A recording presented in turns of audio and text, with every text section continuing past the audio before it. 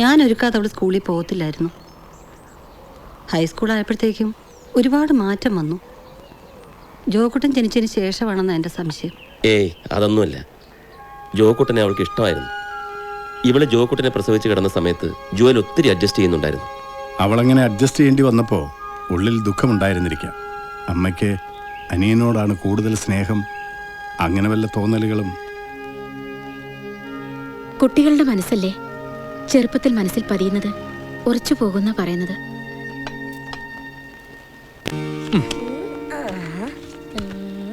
Dan ബ്രൗണിന്റെ Angeles and demons എന്ന novel കഴിഞ്ഞ ദിവസം കിട്ടി. ഒറ്റ ഇരിപ്പിന് വായിച്ചു തീർത്തു. അത്ര ഇൻട്രസ്റ്റിംഗ് ആയിരുന്നു. ഡാൻ ബ്രൗൺ എടോ ഡാവിഞ്ചി കോഡിന്റെ റൈറ്റർ. ഓ അതൊരു മൂവി ആക്കിയില്ലേ? നിങ്ങൾ കളിക്കുന്നു. ഓ ഇപ്പഴാ ഞാനൊരു കാര്യം ഓർത്തെ. എന്റെ ബീറ്റിൽസിന്റെ CD കൊണ്ടുപോയിട്ട് തിരിച്ചു തന്നില്ലല്ലോ. അത് എന്റെ ഒരു ഫ്രണ്ടിന്റെ കയ്യില. ദേ രാഹുലെ, എന്റെ CD നഷ്ടപ്പെടുത്തി കളയരുത്. ഇവിടെ എന്തോരം ഗുസ്തി പിടിച്ചിട്ടാണെന്ന് അറിയാമോ ഓരോന്ന് മേടിക്കുന്നേ. ഓ കളയത്തില്ല. ഇനി എന്തെങ്കിലും പറ്റിയാ തന്നെ പുതിയ ഒരെണ്ണം വാങ്ങിത്തരാം. പോരെ? എടാ ജോക്കട്ടാ പോലടാ. എനിക്ക് വിശക്കുന്നു. ബീറ്റിൽസും ഡാൻ ബ്രൗണും. ജുവൽ എന്നും താമസിച്ചു വരുന്നതല്ലേ ക്ലാരയുടെ ഇപ്പോഴത്തെ പ്രശ്നം. അതിനൊരു കമ്പ്യൂട്ടർ അങ്ങ് വാങ്ങിച്ചു കൊടുക്ക്. അങ്ങനെയാകുമ്പോൾ പുറത്ത് ചാറ്റിങ്ങിന് പോകില്ലല്ലോ. ഞാൻ മേടിച്ചു കൊടുക്കാന്ന് പറഞ്ഞ അപ്പൊ ഇവളാ പറഞ്ഞ വേണ്ടാന്ന്. പറയുന്ന ഒന്നും അനുസരിക്കത്തില്ലെന്നേ. എല്ലാം അവക്ക് തോന്നിയ പോലെ കാര്യങ്ങള്. എല്ലാ ഇഷ്ടവും അങ്ങ് സഹായിച്ചു കൊടുക്കാൻ പറ്റുമോ? ഇന്നിപ്പോ കമ്പ്യൂട്ടർ ചോദിച്ചു, നാളെ കാറായിരിക്കും. നീ ഇങ്ങൊന്നേ, നിനക്ക് വേണോടാ കമ്പ്യൂട്ടർ? ഇപ്പൊ ഈ പ്രായത്തിലുള്ള എല്ലാവർക്കും സ്വന്തമായി കമ്പ്യൂട്ടർ ഉണ്ട്. ഒരെണ്ണങ്ങ് വാങ്ങിച്ചു കൊടു. കമ്പ്യൂട്ടർ മാത്രം പോരല്ലോ മേരി, ഇന്റർനെറ്റും വേണ്ടേ? കമ്പ്യൂട്ടറിന്ന് ഇന്റർനെറ്റ് എന്നൊക്കെ പറഞ്ഞ് എന്തൊക്കെ മോശത്തരങ്ങളാ. പത്രത്തിൽ എന്തൊക്കെ വായിക്കുന്നു. എല്ലാം അറിഞ്ഞു വെച്ചോണ്ട് എങ്ങനെയാ മേടിച്ചു കൊടുക്കുന്നേ? അതിലൊന്നും ഒരു കാര്യമില്ല ക്ലാരെ. ഇപ്പം നിങ്ങൾ വീട്ടിൽ കമ്പ്യൂട്ടർ ഉപയോഗിക്കാത്തതുകൊണ്ട് ജുവൽ ഇന്റർനെറ്റ് ഉപയോഗിക്കാതിരിക്കുന്നുണ്ടോ? പുറത്തു പോയി ഉപയോഗിക്കുന്നതിനേക്കാൾ എത്രയോ ഭേദമാണ് നമ്മുടെ മുന്നിലിരുന്ന് ഉപയോഗിക്കുന്നത്. നീ തീരുമാനിച്ചോ, അതുപോലെ ഞാൻ ചെയ്തേക്കാം. കണ്ടുപഠിക്കേ. ഒന്ന് പോടിയൊന്നു. ഇത്രയൊക്കെ അനുസരിച്ചിട്ടും ഞാൻ ഇവൾക്ക് വേണ്ടി ഒന്നും ചെയ്യുന്നില്ലെന്നാ തോമാച്ച കംപ്ലൈന്റ്. പെണ്ണുങ്ങളെല്ലാം അങ്ങനെയാണോ?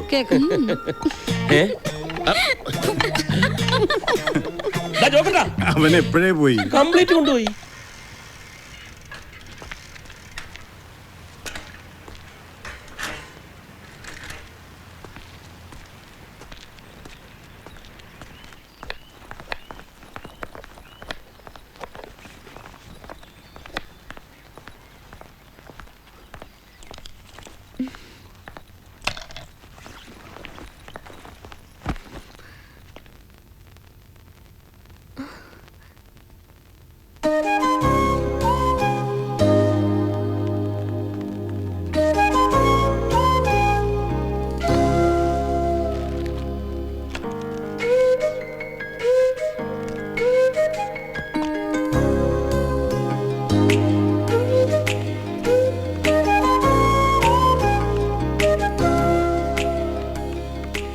കമ്പ്യൂട്ടർ ഇഷ്ടമായോ?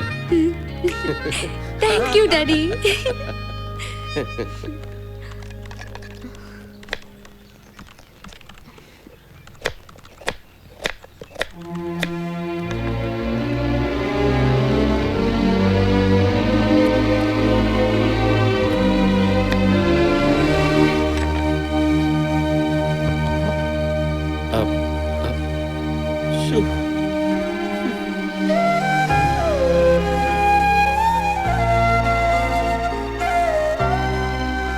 Mummy, thank you mummy. Thank you so much.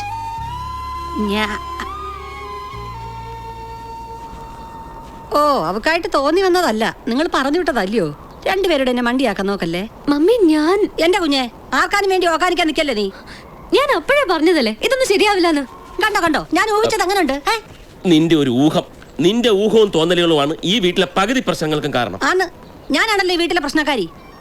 Clare, നീ ഒരു കാര്യം മനസ്സിലാക്കണം. നിന്നോട് താങ്ക്സ് പറയണമെന്ന് അവൾ സ്വയം ആഗ്രഹിച്ചാണ്. പക്ഷേ നീ എങ്ങനെ റിയാക്ട് ചെയ്യുമെന്നുള്ളൊരു പേടി അവൾക്കുണ്ടായിരുന്നു. പേടിക്കണ്ട, മമ്മിക്ക് സന്തോഷമേ ഉണ്ടാവുള്ളൂ എന്ന് പറഞ്ഞ് ഞാനാ കൂട്ടിക്കൊണ്ട് വന്നത്. അതാ ഞാൻ പറഞ്ഞത്, നിങ്ങൾ കൂട്ടിക്കൊണ്ട് വന്നത് അവളായിട്ട് വന്നതല്ലാന്ന്. എന്നെ ചവിട്ടണം തോന്നതല്ലേ? ചവിട്ട്. നിങ്ങൾക്ക് നിങ്ങളുടെ മോളാ വലുത്. അവൾ ജനിച്ചതിന് ശേഷം നിങ്ങൾ എന്നെ സ്നേഹിച്ചിട്ടുണ്ടോ മനുഷ്യനെ?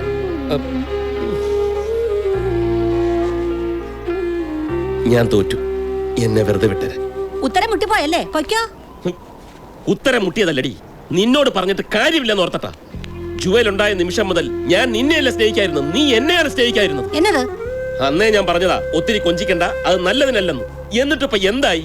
അവളെ പൊക്കിക്കൊണ്ട് നടന്നപ്പം എന്റെ പല കാര്യങ്ങളും നീയാണ് മറന്നുപോയത്. ഓ, ഇപ്പൊ എനിക്കെല്ലാം മനസ്സിലായി. അവളെ കയ്യിലെടുത്ത് നിങ്ങൾ എന്നോട് പ്രതികാരം തീർക്കും അല്ലയോ? ഇതെന്റെ വിധി.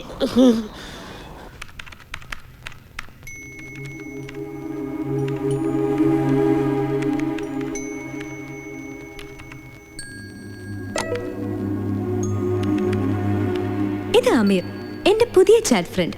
ഞാൻ ആദ്യമായി അമീറിനെ പരിചയപ്പെടുന്ന ദിവസമായിരുന്നു. അമീർ ഒരു ഫാഷൻ ഡിസൈനിങ് കമ്പനിയിൽ വർക്ക് ചെയ്യുന്നു.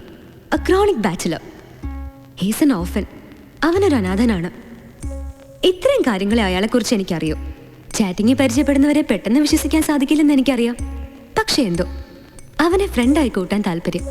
ഒരുപക്ഷെ അവന്റെ അനാഥത്വമാണ് എന്നെ ആകർഷിച്ചതെന്ന് തോന്നുന്നു. എനിവേ, ഞാനൊരു പെൺകുട്ടി ആയതുകൊണ്ട് ഞാൻ ചില മുൻകരുതലുകൾ എടുത്തു. ഹായ്, എന്താ പേര്? ലക്ഷ്മി. അതൊരു കള്ളപ്പേരാണല്ലോ. സാരമില്ല, നമ്മളിപ്പോ പരിചയപ്പെട്ടതല്ലേ ഉള്ളൂ. You will have a tinge of distrust on me. Are you really an orphan? ശരിക്കും അനാഥനാണോ? മാതാപിതാക്കളും ബന്ധുക്കളും ഇല്ലാത്തവരെയാണല്ലോ നമ്മൾ അനാഥർ എന്ന് വിളിക്കുന്നത്. In that sense I'm an orphan. But I have lots of people to love me and to be loved. സ്നേഹിക്കാനും സ്നേഹിക്കപ്പെടാനും ധാരാളം ആൾക്കാരുണ്ട് എനിക്ക്. ഓക്കെ, ലക്ഷ്മിയുടെ നാട് എവിടെയാണ്? സി മിസ്റ്റർ അമീർ, നമ്മൾ ജസ്റ്റ് പരിചയപ്പെട്ടതേ ഉള്ളൂ. I can reveal my identity. എന്റെ അഡ്രസ്, ഫോൺ നമ്പർ ഇതൊന്നും ചോദിക്കരുത്. ഞാൻ അങ്ങോട്ടും ചോദിക്കുന്നില്ല. അങ്ങനെ ഒരു ഫ്രണ്ട്ഷിപ്പിൽ എനിക്ക് താല്പര്യമുള്ളൂ. Okay okay, let's have a deal. നമ്മൾ രണ്ടുപേരും തൽക്കാലം നമ്മളുടെ ഐഡന്റിറ്റി വെളിപ്പെടുത്തുന്നില്ല until we feel so. That's cool. സത്യം പറഞ്ഞ എനിക്ക് അമീറിനോട് അസൂയ തോന്നുന്നേ. You are a free bird. No responsibilities, no explanations. എന്റെ രസാ ജീവിതം. ലക്ഷ്മിയുടെ വീട്ടിൽ ആരൊക്കെയുണ്ട്? ഡാഡിയും മമ്മിയും പിന്നൊരു അനിയനും. Are you not happy with your family? Yes, I am. No, you're not. അനാഥത്വം അനുഗ്രഹമാണെന്ന് Lakshmi കരുതുന്നു. എനിക്കതൊരു ശാപമായിട്ടാണ് തോന്നുന്നത്. ഞാനത് അനുഭവിക്കുന്നവനാണ്. അച്ഛൻ, അമ്മ, സഹോദരങ്ങൾ, ഇവർ കൂടിയ കുടുംബം എൻ്റെ കാഴ്ചപ്പാടിൽ സ്വർഗമാണ്. എന്തോ എനിക്കങ്ങനെ തോന്നുന്നില്ല. Maybe because of your experience. പഴമക്കാർ പറയാറില്ലേ, അക്കരെ പച്ച. My mom irritates me. എന്റെ മമ്മി എന്റെ എല്ലാ കാര്യങ്ങളും കയറി ഇടപെടും. ഈ അമ്മമാർക്കൊരു ധാരണയുണ്ട്, അവര് പറയുന്ന മാത്രമാ ശരിയെന്ന്. എപ്പോഴും ശകാരവും കുറ്റപ്പെടുത്തലും.